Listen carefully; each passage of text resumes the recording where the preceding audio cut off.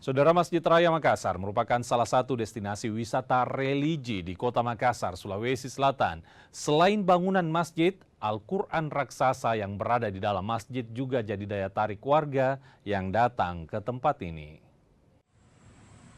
Al-Quran Akbar atau Al-Quran Raksasa ini jadi salah satu daya tarik kala berkunjung ke Masjid Raya Makassar, Sulawesi Selatan. Al-Quran menarik perhatian, apalagi diletakkan tepat di pintu masuk masjid. Tak hanya ukurannya yang besar, Al-Quran Akbar ini juga ditulis tangan menggunakan tinta khusus dari Tiongkok. Sang penulis adalah Kiai Haji Ahmad Faqih Al-Muntaha, pendiri Pondok Pesantren Al-Asyariah, Wonosobo, Jawa Timur. Al-Quran ini ditulis selama 1 tahun. Masya Allah, ini salah satu yang unik untuk Masjid Raya Makassar.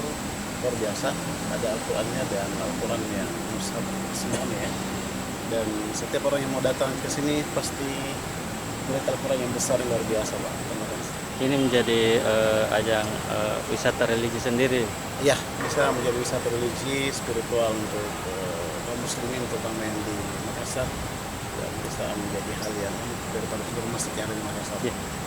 Al-Quran Akbar ini sudah berada di Masjid Raya sejak 27 Agustus 2009 atau 16 tahun lalu.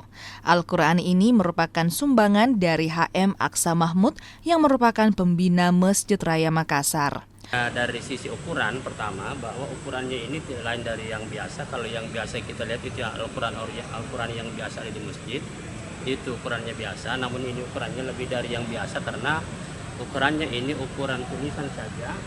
Itu lebarnya 1 meter dan panjangnya 1,5 meter. Sehingga kita menyebutnya dengan Al-Quran Akbar. Kemudian dari sisi beratnya ini kurang lebih 584 kg bersama dengan tempatnya.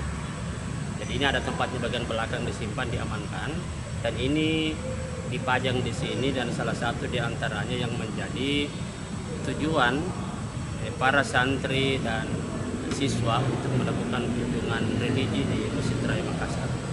Al-Quran Akbar ini pun jadi daya tarik tersendiri bagi warga yang datang ke Masjid Raya.